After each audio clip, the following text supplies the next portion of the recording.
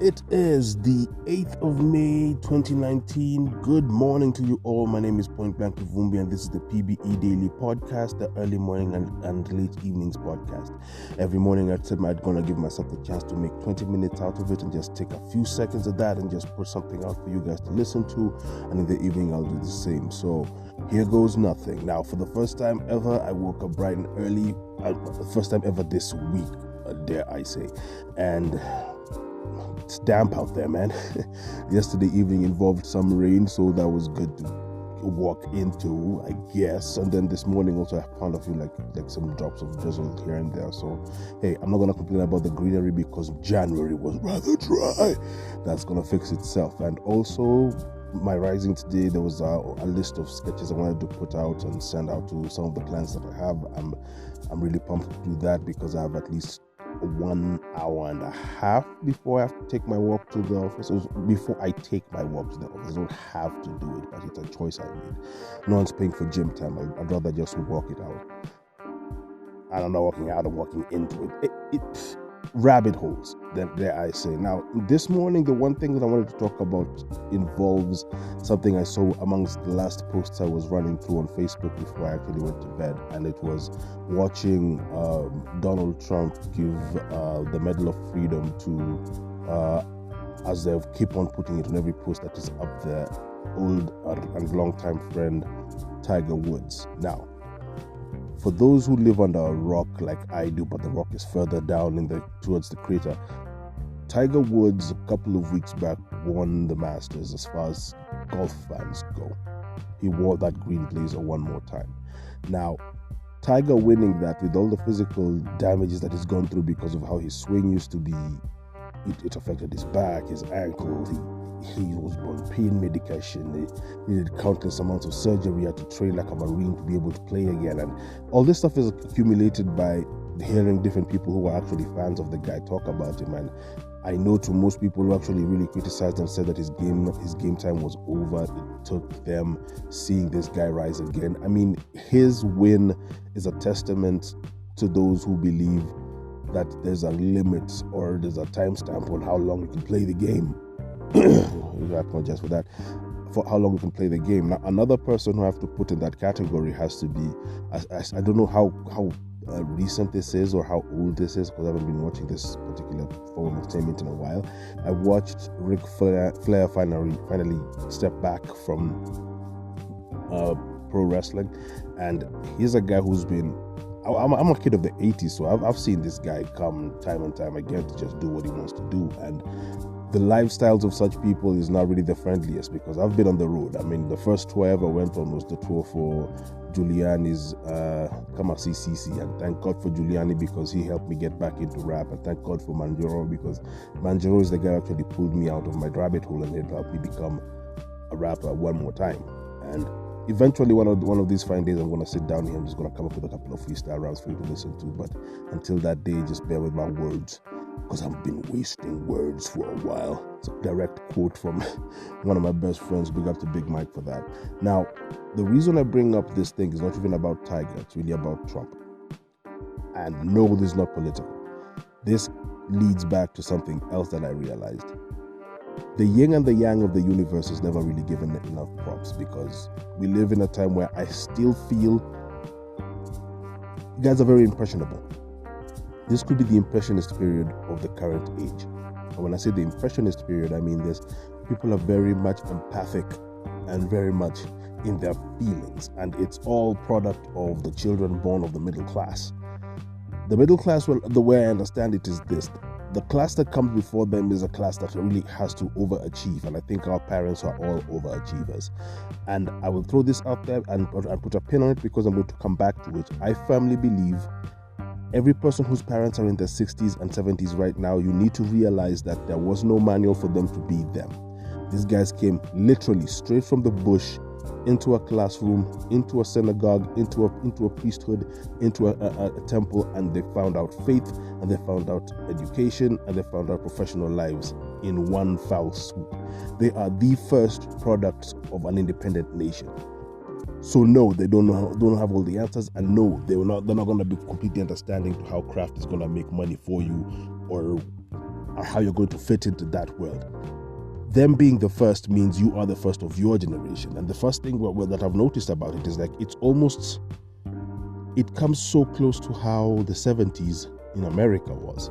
The 70s and 80s, during the time they were fighting the wars in Vietnam, the generation that came after this basically the children and the sons of, be they teenagers at the time and be they slightly younger, of the guys who fought in the different wars like World War II and the wars after that, they didn't see the need to keep on fighting. So they have no connection to how patriotic they should be as far as their nations go.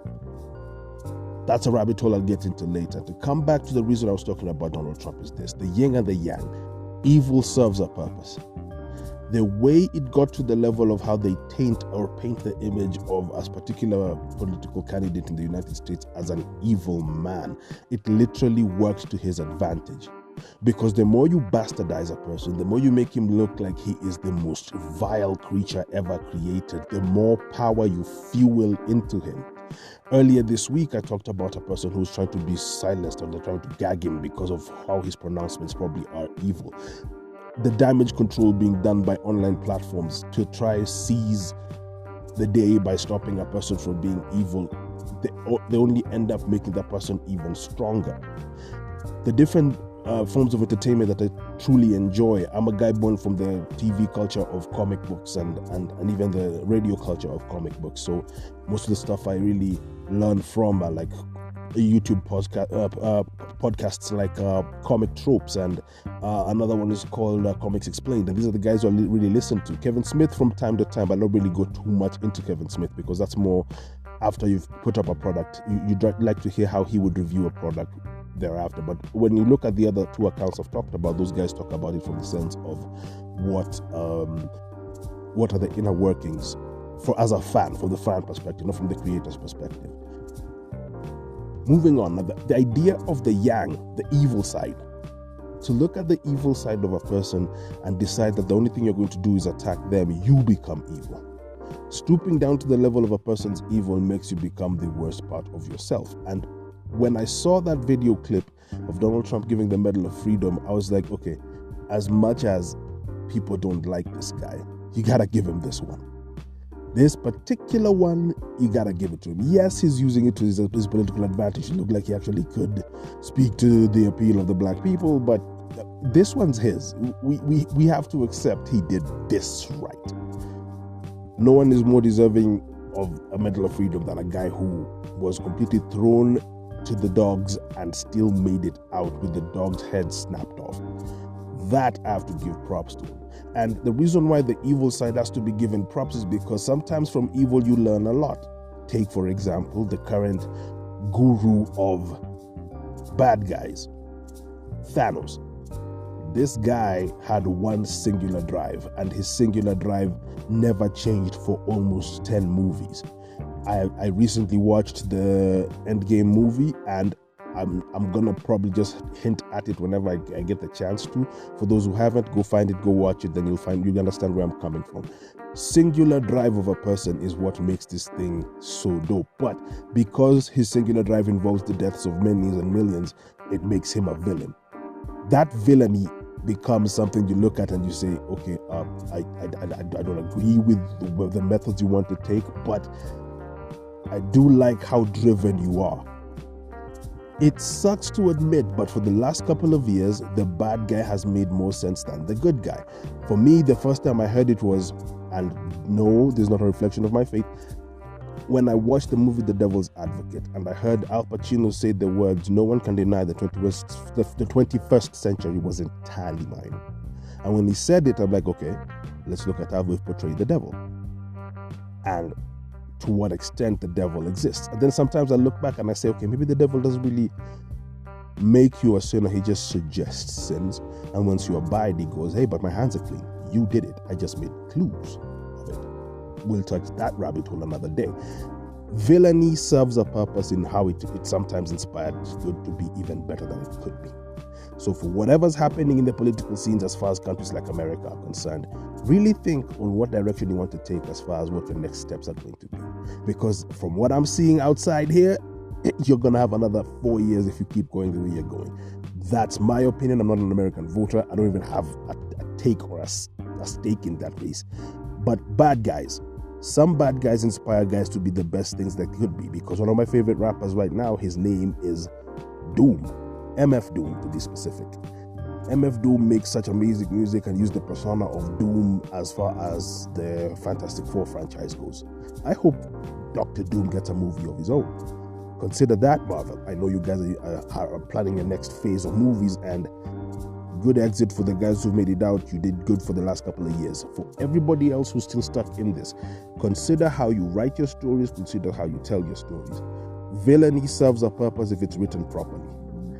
If the singular drive the villain has is clear and it actually achieves more by making you, the good guy, think properly, then you've won the race.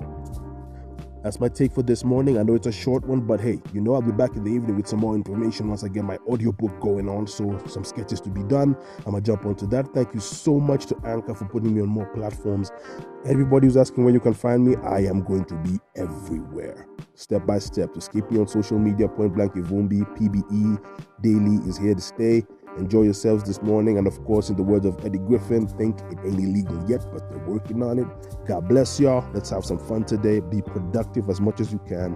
We're going to make the world a better place.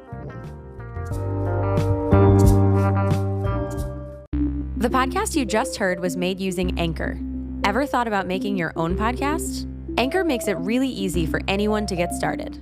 It's a one-stop shop for recording, hosting, and distributing podcasts. Best of all, it's 100% free. Sign up now at anchor.fm/new. That's anchor.fm/new to get started.